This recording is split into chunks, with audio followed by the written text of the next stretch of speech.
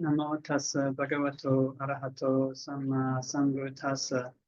Namo tassa bhagavato arahato samma sambuddhassa. Namo tassa bhagavato arahato samma sambuddhassa. Buddhang dhammang sanghang namasami. So I think in the world they have various types of people. They call them connoisseurs. Kind of a connoisseur is somebody who has a very, very refined sense of what is good or what is bad about a particular topic.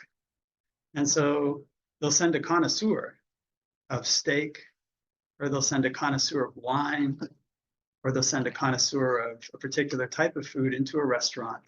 And that connoisseur will evaluate the food in the restaurant, evaluate the steak, or evaluate the pasta, or evaluate the wine. A professional wine taster. For these people who are connoisseurs, their palate becomes so sensitive that they can detect subtle differences between wines. They can detect what's very, very good about a wine, very, very bad about a wine. And they do this through repeated trial and error, through repeated practice. So, as I mentioned at the beginning of the session, the monk from Thailand gave me that advice. Your practice should make you more and more happy, should make you more and more peaceful, should make you more and more at ease.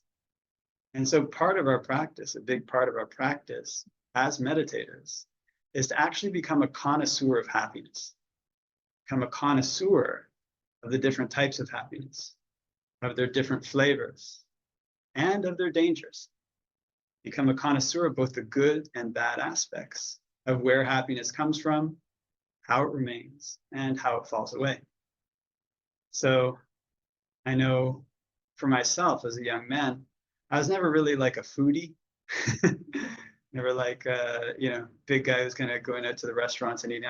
I was hungry all the time, so anything that I ate tasted really, really delicious. Enjoyed eating a lot of different variety of foods. And as we come to practice meditation, we have to recognize there is this kind of happiness in the world. So our happiness that we're looking for is not just going to be devoted to meditation. To become a connoisseur, we have to evaluate the happiness or the sadness that exists in everything that we contact. So food does have this happy element to it. It's very pleasant. Kind of eat some food this month, this week. I've been here for about a week and a half. And actually, my health was kind of going down in the particular area that I was staying for Vasa. A very lovely area, but the food was kind of somehow not suiting me. And I love hot areas, but the heat was somehow not suiting me. And so my health was kind of going down. I ended up with this kind of infection in my toe, and I was having a lot of trouble lifting things before I came here. I was commenting to the person who's hosting me, hey, that I'm starting to feel like a lot stronger. I went on this walk the other day. I was feeling very strong. And I kind of eating this food that people are giving me that I need this type of food, this type of food. I need seaweed, I need miso. I need, protein shakes. I've been having like a protein shake every day. And I think that's a big part of my power. And it's kind of, the taste is one thing, and that is pleasant. But there's another type of happiness that comes when you eat this food and your body feels nourished by it. And a connoisseur of both of these things. There's the taste to it. You focus on the taste, then it can blot out your ability to appreciate the more important aspect of that, which is how good it's making your body feel. So this is a part of being a connoisseur, and there's a principle in there, which is that some things give a really, really strong piece of upfront happiness, but they block our ability to see types of happiness that are deeper. So, for example, if I go back to Sri Lanka, and Sri Lanka has very delicious curries, some of those curries I can't eat. Some of the curries in Sri Lanka are made of chilies. The people are able to tolerate that, and they're pretty tasty. But some of them I can't eat. If I eat them focusing on the taste, oh, this is really good. Yeah, this is good. Well, I know what's going to happen further on down the line. I'm going to suffer, at night, and my stomach will be in pain.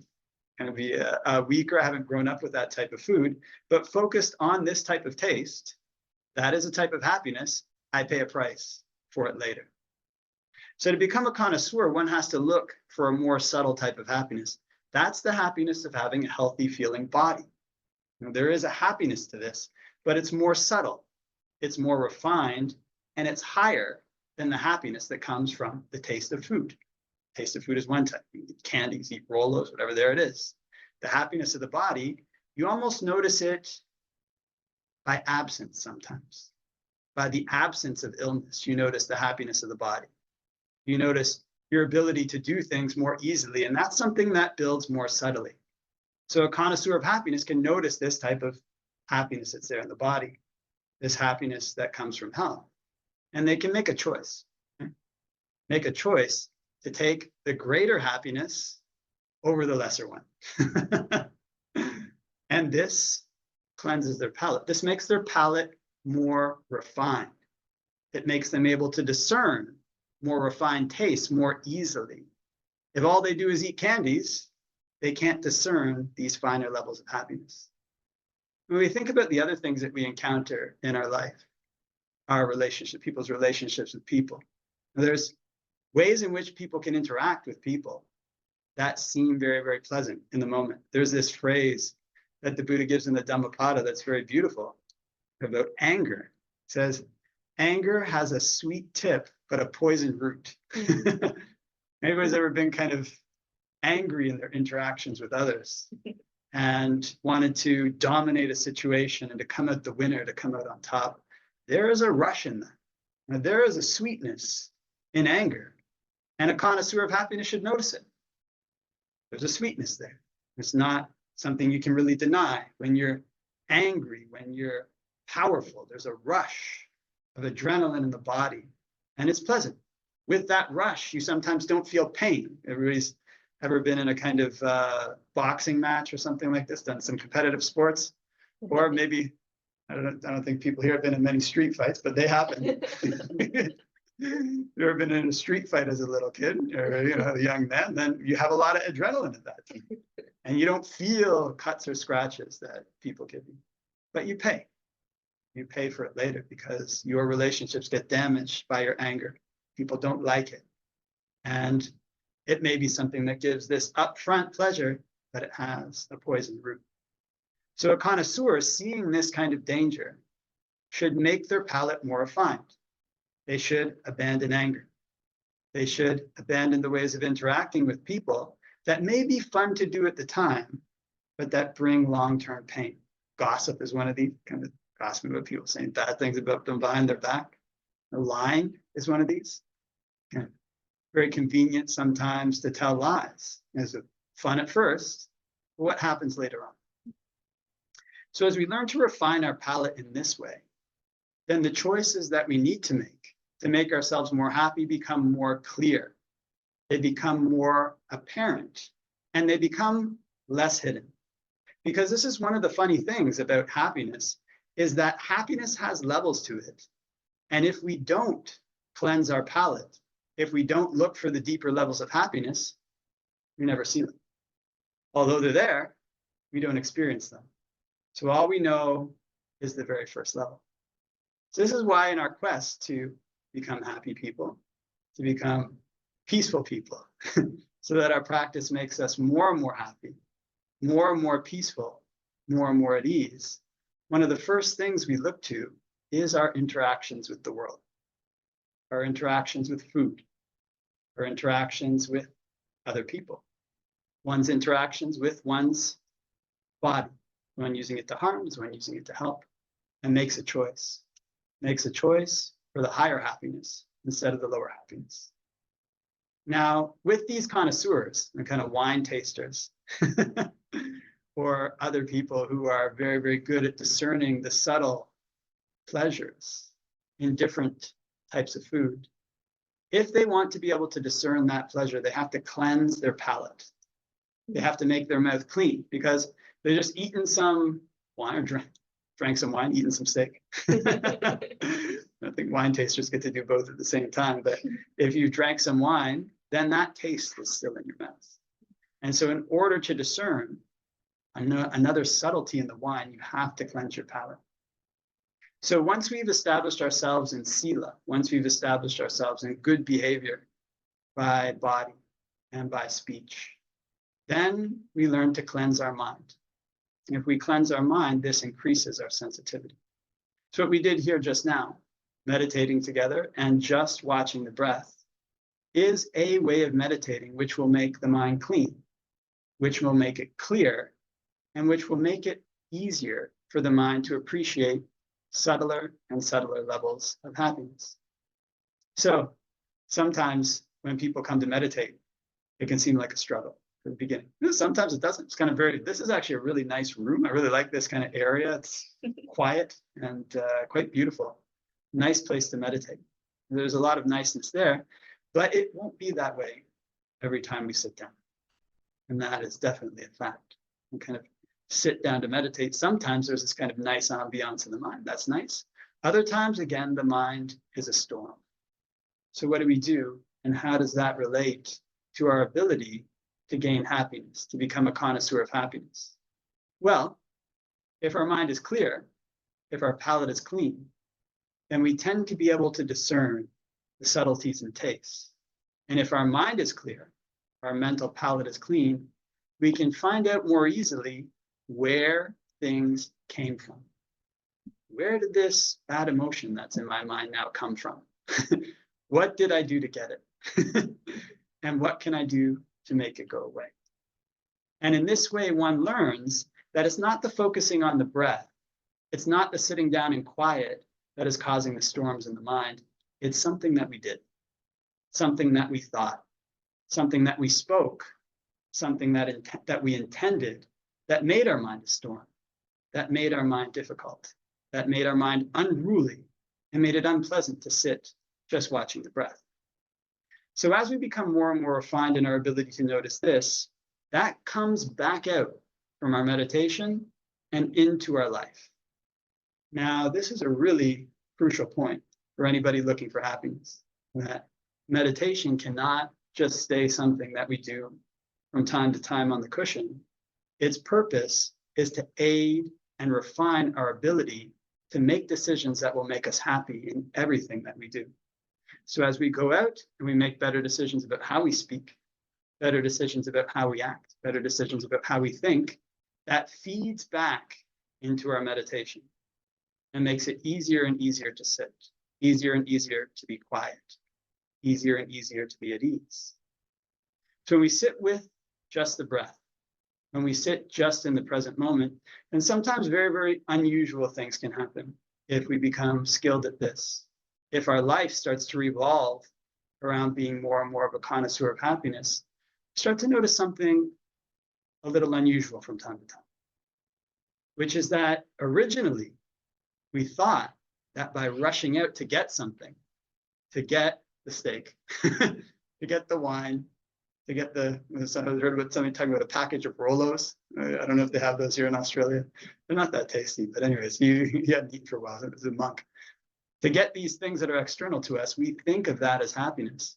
But the more that we meditate and look for more and more subtle levels of happiness, what we start to notice is that that activity is an agitation. That activity is a difficulty. What one can start to appreciate more and more is that stillness is more peaceful. Stillness is more easeful. And in this way, one's ability to discern deeper and deeper levels of happiness increases.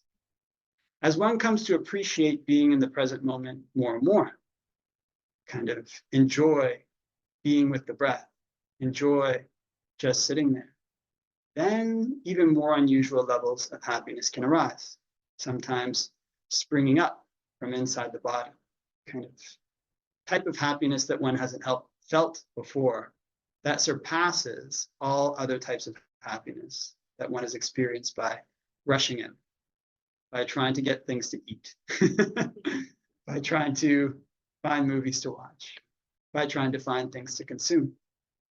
And if one experiences this type of happiness, then those other types don't seem that great. So I was reading the story about a man who came to Sri Lanka when he was a young man. This was a long time ago. This man has passed away now. It's a historical story. He went to stay at Polgastua, the island hermitage. And he started reading the Majjhima Nikaya and read about how to practice meditation. So he started to practice. And as he was practicing, he got these really unusual feelings of peace and ease in his mind. He kind of had a jhana experience. But he decided to disrobe. He decided to leave the monastery, and he returned to lay life. And then years later, almost 40 years later, I think he was reflecting on his life. And he said, ever since that experience, for the rest of my life, I basically thought of going back there, of having it again. And nothing has ever matched it. So this is something when you're a monk, sometimes people come to you and they say, I had this experience. If I could just have it and keep it, my life would be great wherever I went. They say this very, very frequently. So one learns to discern this higher level of happiness. One learns to discern this happiness that comes from stillness, not from activity. And this is more refined, but it requires a cleansed palate to appreciate the process that leads there and to reach the results that come from following this process. So if a person cultivates their mind in such a way that it's bright, that it's at ease, that it feels these feelings of bliss just from being alone, just from being in the present moment, just from watching the breath, then it's prepared to investigate even further, to refine its ideas of happiness, to look for ways in which there's happinesses that are more subtle, that it might not have seen before. So all of this is a process of investigation, essentially, it kind of comes down to. So one turns to look and see, what is it that causes me to be happy? What is it that causes me to suffer? What is it that when I have it makes me at ease? What is it that when I have it makes my ease fall away? And one sees, one can tend to see that wherever it is that one runs, whatever it is that one grabs onto, whatever it is that one hopes to keep, in that grabbing, in that running, in that keeping, there's suffering.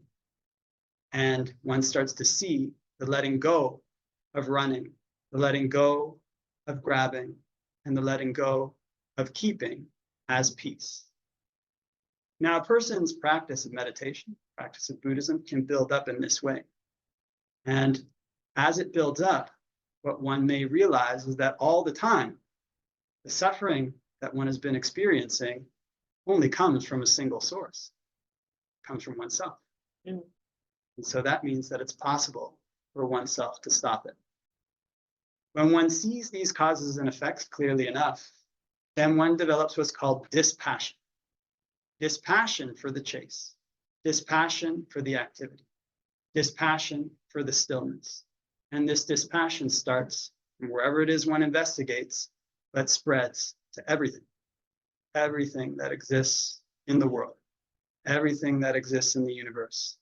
Whatever it is that one has to grab, whatever it is that one has to chase, whatever it is that one has to keep, all that is not worth doing. And so at that point, one lets go. And this is a more refined, a higher type of happiness than any of the other two. And this leads to what you might call the happiness of absence, the happiness that comes when you don't have something, not when you have something, not when you're still, but when something is removed, when it's no longer there in the mind. So the Buddha has this phrase, he says, Bhikkhus, the mind is radiant, but it's clouded by defilements that come. The mind is radiant, but it's clouded. And this kind of radiance is something that one can see as one searches for greater and greater levels of happiness. But even that radiance depends on conditions. And so the happiness that one ultimately wants to aim for is this happiness that depends on nothing at all. That doesn't depend on coming, doesn't depend on going, and doesn't depend on staying still. If one looks for happiness and doesn't see it in any of these places, then one can find the most refined type, happiness that's permanent. And this is the goal for which we meditate. So that advice that the Venerable gave in Canada, very excellent advice for a young monk, and I just power through and, take the roughest path I can possibly take and kind of do the most hardcore things. A person's practice should be making them more and more happy, should be making them more and more peaceful, making them more and more at ease. Now, this is a path that the Buddha has said many things about. He's compared it to a beverage of cream, the very best that you can get. But more importantly, he said that it's a good path. It's good in the beginning, it's good in the middle, and it's good in the end. It's a path that starts with happiness, it proceeds with it, and it ends with it. It ends with a happiness that doesn't change. So I think that leaves that for reflection. So, Thank you, Bhante. yeah. Does anybody have any questions? Yeah, we've got online. Bill has a question. Bill, would you like to unmute and ask your question? Oh, hi, Bhante. Hey, Bill. I'm sorry there, my internet cut out during your talk there, so I didn't see all of it, but No problem. seems like I'm good now. But in your intro, you were saying, oh, your mind will wander off during the meditation, and whilst we were meditating, I was particularly proud of myself. I was going really well. Just staying with my breath. Great. And then an animal nearby started to whimper and cry, and it didn't stop, you know. Okay. I'm quite used to, you know, when say if an aeroplane goes over, I'll say, oh, there's a plane, and I'll go back to my breathing. But this animal just didn't stop. And I just wonder if you have any tips on how to stay with your breath when something constant like that is going on. Right. That's a good question. I mean, this is an area where a person has to use some discernment, right? So, I mean, if it's, I don't know, if it's an animal that's kind of injured itself, like, I don't know, a dog that's injured itself close by, and it's in, I don't know, something that trapped its foot somewhere and it's whimpering. I mean, you can stand up from your meditation and help to release its foot. I mean, if it's like your neighbor's dog and they just want food, then you just go back to your breath. You know, they'll get fed when the neighbor comes home. So you have to kind of make a little bit of a distinction between the situations that arise externally when you meditate. So it's not a strict rule that you just focus on your breath and completely ignore anything else that might happen in the world. If there's a fire coming, get up. If there's an animal whimpering, get up. That, you know, you can save. I mean, don't, you know, if it's just something minor, you can get up and check it out if it's not something happening every day. So other than that, just return to your breath and ignore the sound. And it is an impediment to have these kind of like very sharp sounds when you're meditating, but if you can't change it, then the only thing you can do is ignore it and return to your breath, and it will probably fade in your awareness. Yeah. All right. Thank you. So what was it? Oh, I suspect it's a dog, but I don't really know. Okay. Yeah, could be anything. There's a lot of wildlife around here, but they don't normally cry. Okay. Thanks, Bill. And Dylan's got a question too. Sure. Okay, Dylan. Hi, Bhante. Thanks for another very helpful instruction today. And yeah, sort of following the connection from last week, the comments you made about observing cause and effect, and especially observing causes of happiness today. I was wondering if you could clarify the difference between the latter two types of happiness that you mentioned. So happiness from stillness and happiness from absence. Could you speak a little bit more about that? Yeah, well, basically the theory behind this is that happiness from stillness is a happiness that you create. So you appreciate that happiness that comes when your mind is not moving, and you cultivate it by staying in the present moment. So you can see that you're doing something there, right? You're trying to make your mind still. And as a result, it becomes still because you're doing various things to make it still. So that is a happiness that comes from you doing something. The happiness of absence is different. It comes for a person because they've taken things away from their mind that can no longer grow there. So that's the kind of happiness that might be referred to as emptiness in some Buddhist traditions. And there's various levels to it. In Theravada, there's classically 4. But there's ways in which a person can see, as they become more and more of a connoisseur of what it is that's causing them to be happy and causing them to suffer, such that they let go of very, very deep-rooted attachments in their mind. And those attachments can't arise again. And they're absent in the mind. And that has very serious consequences on the behaviors that they can undertake. So that's the happiness of absence. It's much more profound than the other two. It's not something that comes from putting forth an effort to maintain something. It comes from removing things. So it's permanent.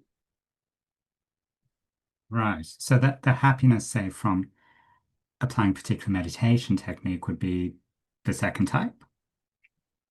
Well, yeah, well, I mean, yeah. So, okay, let's just jump into the canonical language here. It's gonna get easier. So, I mean, if you try to make your mind, if a person tries to make their mind still, and their mind becomes more and more peaceful and at ease in the present moment, then sometimes very deep levels of happiness, you might say, different types of happiness arise within the body.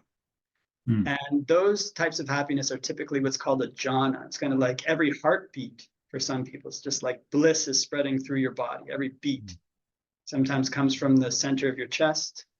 And there's refinements to those levels of happiness. But because it's something that you're doing, it's coming from stuff you're doing. So it runs out of steam, right? So that is coming from a meditation technique. If you apply, you can, one can use a meditation technique in such a way that one becomes dispassionate. And it's from dispassion that these defilements are removed in the mind. And so you can't say like one comes from a meditation technique or other. One comes from applying meditation techniques, if we use that term broadly. The other is the final result of practice. Once that's done, it's done. So that's the distinction. So that the cause is relinquished in a way that it can't take root again. Is that? Imagine. That's right. Yeah, I mean, imagine like you had a sphere, kind of say sphere of soil or something like this, right? And you removed a quarter of the sphere so that it's no longer there. So now you have 3/4 of the sphere left. You can plant seeds in the other parts of this sphere of soil. You can water them, they will take root. The part that you've removed, if you throw a seed in it, nothing's going to happen. It just falls through. So in the same way, you remove things from the mind. It's not possible for anything that's based on taking a seed in that area to arise again. So that's the happiness of absence. So it's the final type, the most profound type. And the very end of that is the whole sphere gets destroyed.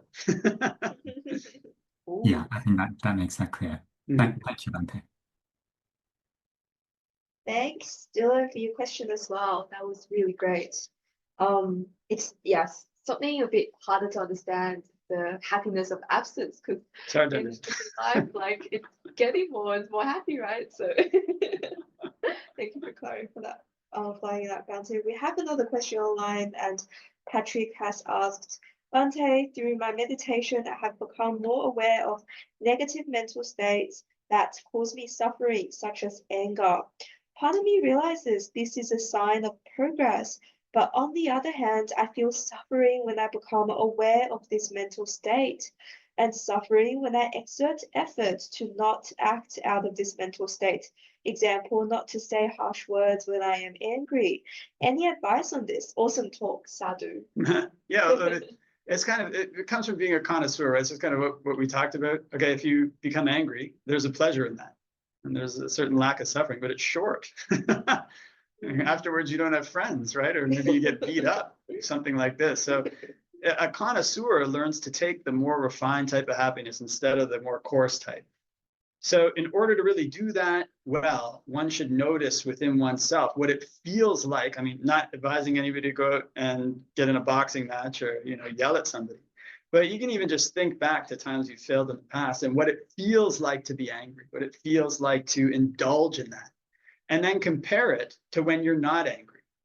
So for a person whose mind hasn't become refined, they sometimes can't see the difference. It's really unusual, right? Like, you think people should be able to see, like, being angry is painful and being not angry is happy. Some people can't see it, actually. Kind of, if they indulge in anger repeatedly, they just see that as pleasure. So as part of your meditation practice, what you want to be doing is to notice these mental states, like you say, has been coming up more frequently, and then pay close attention to the happiness that comes from them and the suffering. And then you will know for yourself. You'll be able to make those decisions for yourself, and nobody else can really say anything to you about it. Does that make sense? Okay. Does anybody we got a bunch of people live. Any of the live people have a question? Yeah.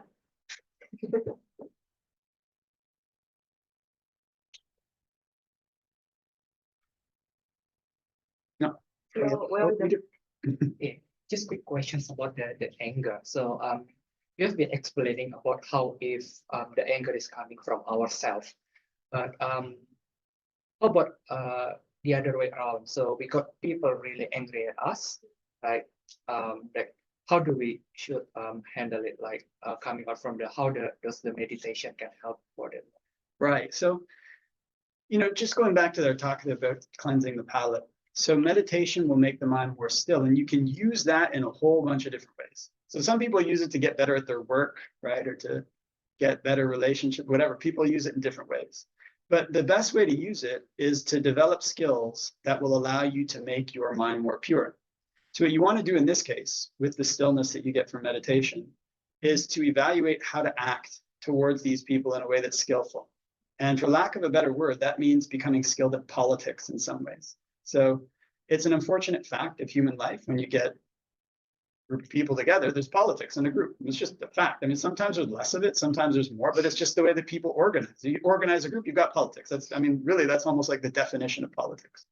So part of navigating the world skillfully is learning how to navigate relationships skillfully. So you see this with many senior monks, actually. They're not just, they can meditate very well, but the ones who are really successful teachers are actually very excellent at reading people and responding to them. So in order to navigate the world well, that's a skill that's good to develop, and you can use your meditation to do it. So without knowing the specifics of whatever situation you might be talking about, like who's angry at you, what kind of power is it your boss? Is it some guy on the street? Is it your friend? Like, what kind of leverage do they have over you to cause you harm? And is it your son, or is it the young guy? Probably not the son, but is it somebody like beneath you, like your little brother, or like 5-year-old? Your response in each of these cases will be different. So you want to learn to develop this refined ability to respond appropriately given both time and place and the person. Thank you, Bhante. I thought that was a great reminder for us, because often when we practice, it's about our inner self, but actually a lot of our practice is about external environment too. Like we can't, like we have to, like the answer is always on the inside, but we also have to live in a world with politics and so on. Right. Yeah, for sure. It's part of the world. You think you get away with it if you go to a monastery and then, there's politics here. I thought I was coming to like heaven or something.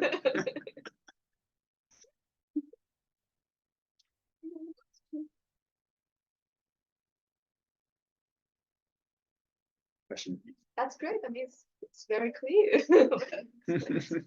So Bhante, one question. Uh-huh. So what to do when one feels helpless, like it's regarding politics that you said, like it's like no matter what I do, there are certain things which are totally beyond my control, and those things will definitely affect me in near future, distant future, but literally I can't do anything about it. So for example, let's say political situation worldwide, and it's going to be very bad within few years, which basically I can't do anything about it, but it's going to affect me. So what to do? I just need to be sad about it, or just ignore it, accept it, or what is it that I do? Right. I think we were talking about, I'm Canadian, you were saying Canada is going to get invaded. How can I stop that? So, something like COVID that happened recently. Right. Yeah, there are many large sweeping things happening in the world that we can't stop, don't have control over, like a war.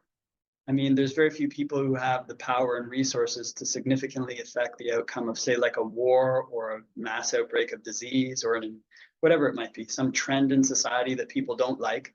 People who we elect as our political leaders have some ability to manipulate those things. But if we didn't run for politics, we didn't run for office, and we're not at the very top as a political leader or part of some secret society, that then we don't have that power.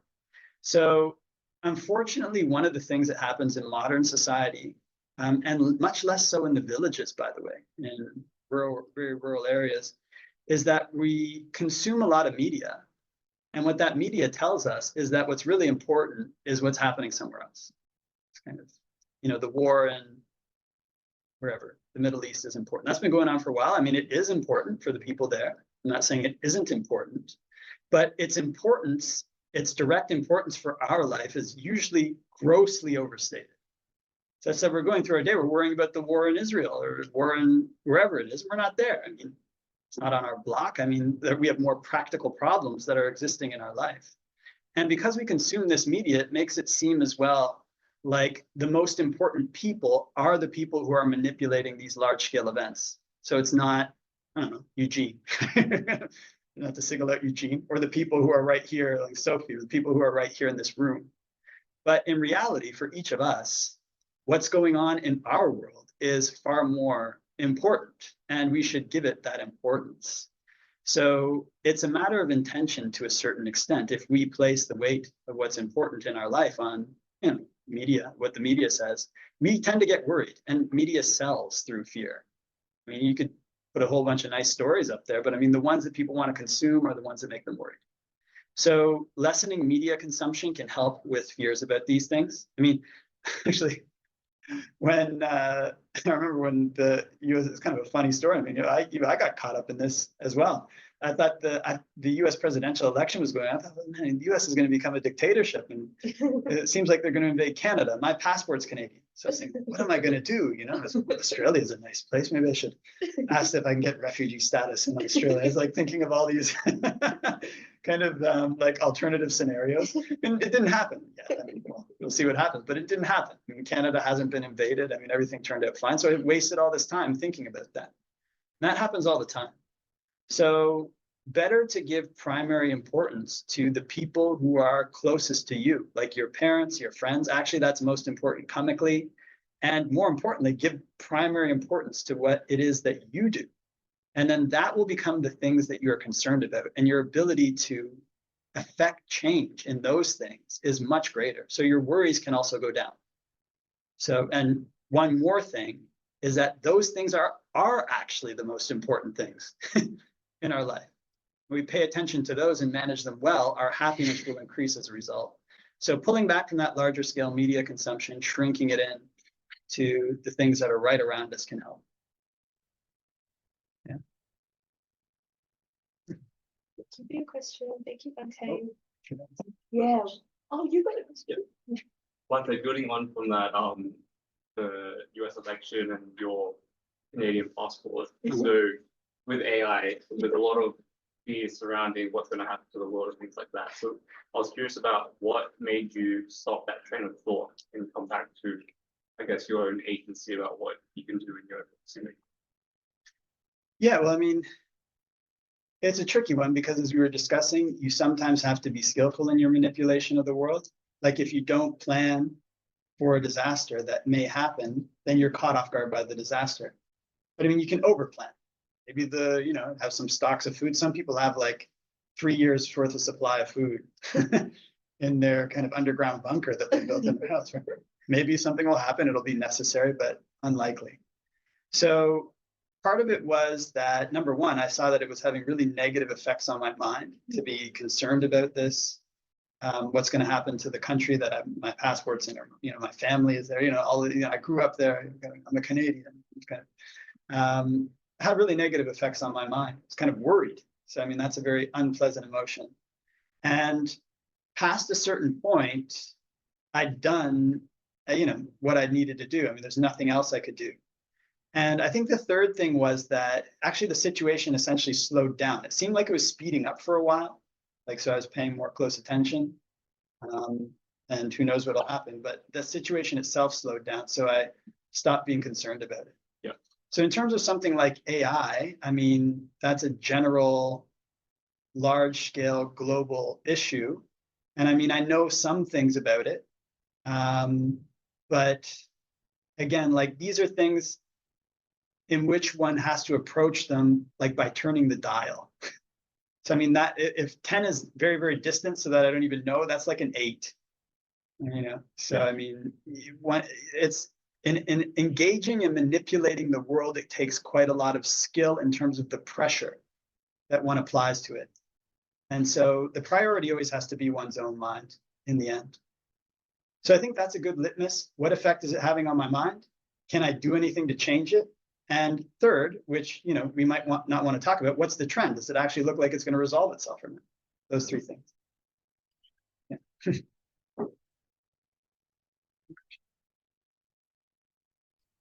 I have one more question. Sure. Yeah. Online.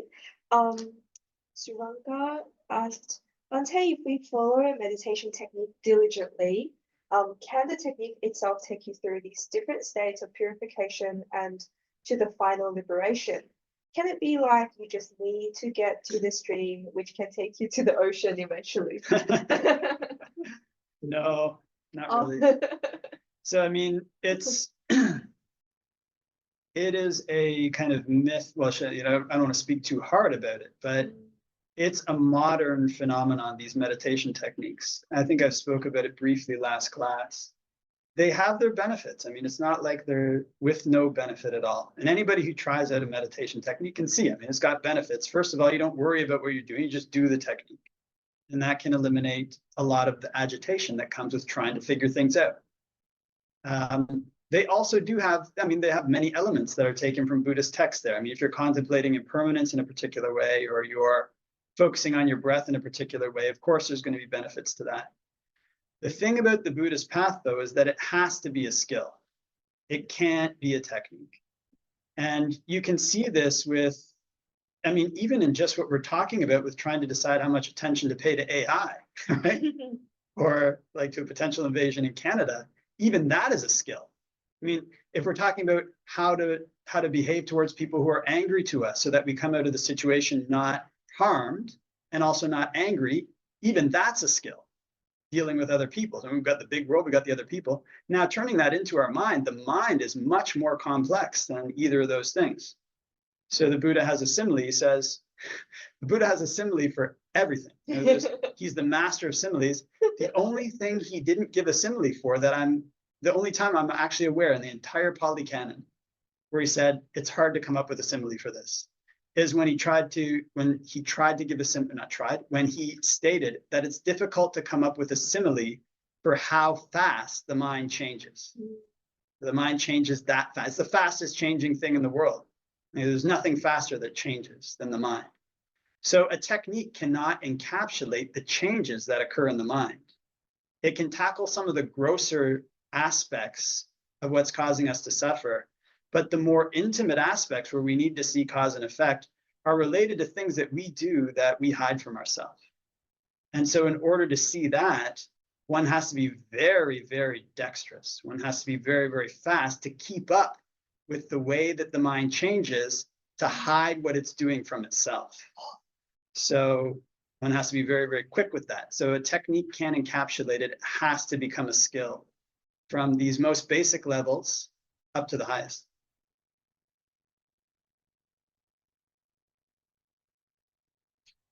Does that make sense, Saranga?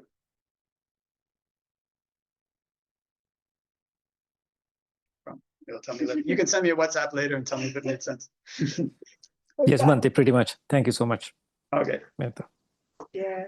Thank you, Bhante. I love what you said about like the string of words, which is it has to like you have to like know like it fast enough to, like before it like hides what it's trying to hide, like to see what's trying to hide, because that's probably exactly what happens, right? Like it's running so fast to hide something, and when you're meditating, it's kind of like it's really hard to like keep track of how fast it's going and what's really hidden underneath. And often what's hard is you think it's something, and then you really believe it in that moment, and then later on when you meditate again or after some time, you're like, no, that too was a defilement. That too was a defilement. Yeah, well, it's a really interesting thing with Vipassana, which we didn't talk about in this Q&A. Yeah. But a big part of Vipassana practice is to be able to follow the mind as it's suffering. You have to follow it from one place to another, and it moves around. And sometimes you can be facing this intense, like, mental suffering that's been going on, or that can be based on physical suffering or whatever it is. And there's very strange things that happen in the mind that don't have words for them. And so when those things arise in a very deep way that have been causing a person to suffer for a long time, there can come a point where one is able to follow it everywhere it goes. It follows it to the left, follows it when it turns, follows it when it goes up, when it comes up with this new perception, this new reason, when it disappears and shows up somewhere else. One doesn't turn away, one goes right there where it is and investigates what it is that it's doing and doesn't let it out of your sight. At a certain point in investigations like that, something can really break. And when it breaks apart in that way, that can be when some really unusual things arise.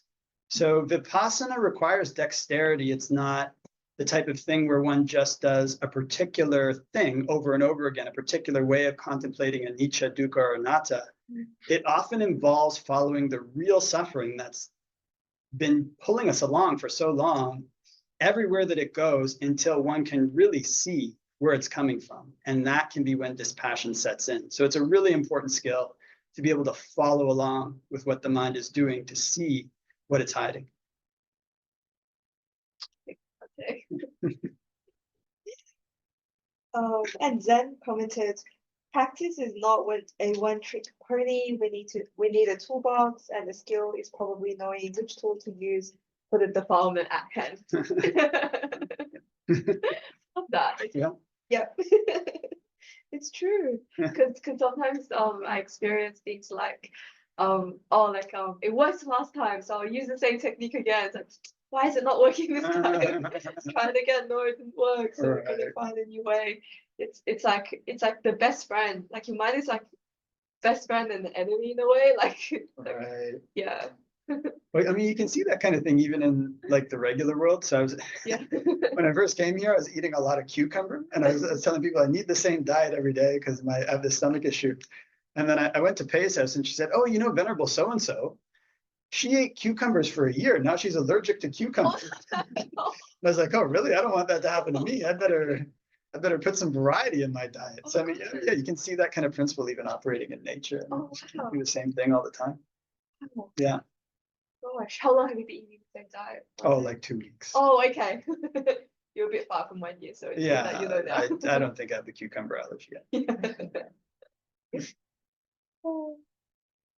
Any other questions? We've got around 6 minutes left. Oh, yeah.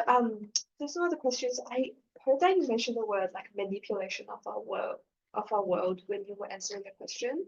I'm just curious, like your choice of words, manipulation of our world, and do you mind just like explaining a bit more about what you mean by that? What was it in relation to that I said that? It was in relation to, I think, the answer about the ego, wasn't it? And about how, and there's something later on as well. Okay. So it's like, okay. So essentially, in Buddhism, our world is something that we create. So that's a very important thing to know. Right. So all the time we are manipulating our world, whether through ignorance or through knowledge. If we manipulate our world through ignorance, then the result is suffering. When we get angry, it's really tasty, and we go out and do that. Okay, we're manipulating the world there, but it's through ignorance, and long-term suffering will result. So anytime that we make an intention in the world, we're manipulating. And we shouldn't see anything that we experience in the world, or even necessarily in our meditation, as something that's safe or stable, that we have not had a role in bringing into being. Everything in our world that we experience, we have a role in shaping it in some way. So what that means is that from the most basic levels, in terms of how we interact with other people, we have to I use this word manipulate. manipulate the world. We can use the word arrange, and we have a thesaurus. Yeah, I don't know what to use the word arrange, adjust the world, nudge the world, coax the world, convince them, various types of synonyms you can use. So, I mean, manipulation would cover this large body of ways in which you can change conditions such that they are favorable to wholesome states arising in your mind and unwholesome states diminishing. So that is the case with our relationships. It's the case with, our meditation. And ultimately, it's the case with cause and effect. When we see just how much happiness our manipulations are giving us. And when you don't want to manipulate in that particular way at all, dispassion can set. Well, you don't want to manipulate at all. Yes, I mean, that's basically the world is something that we create, and we create it because we like it. When we stop liking it, we stop creating. And that's the happiness of absence. And using the world here in a very broad sense. And all the experiences that come into a person's mind are a result of something that we've done. And so the ones that cause us to suffer in stages, we can eliminate the desire that leads us to keep creating that experience. And in that way, that aspect of the world is destroyed when we lose our desire to manipulate it. But we have to manipulate it well in general too. One has to manipulate it well in general to see that cause and effect relationship. So then, from what you're saying, just sort of you're manipulating it in an unwholesome way, which is through ignorance, and you have manipulation through a wholesome way, which is through maybe more wholesome qualities, and you have no desire to manipulate. So does that mean there's no manipulation at all? Then that's absence, or in that particular area. Oh. At the end, that's something that's done by stages. The end is the end of all desire to create a world that you inhabit. And so that's the end of suffering. So you start with unwholesome manipulation to wholesome to no desire to manipulate at all, and that's the end of the suffering. Is that sort of? Yeah. I mean, and you can use different words for it. And that's the standard Buddhist progression through dependent originations, through craving and clinging. And clinging, all these things are a manipulation. There's different words you can use. It depends. I mean, you can look at it as you experience it, and as you experience it, a particular angle or word may stand out most prominently to you in terms of the way that you create the world.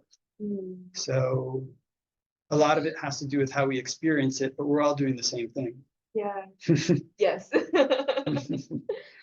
Creating more suffering. Creating suffering, creating happiness. Yeah. But thinking we're creating more happiness.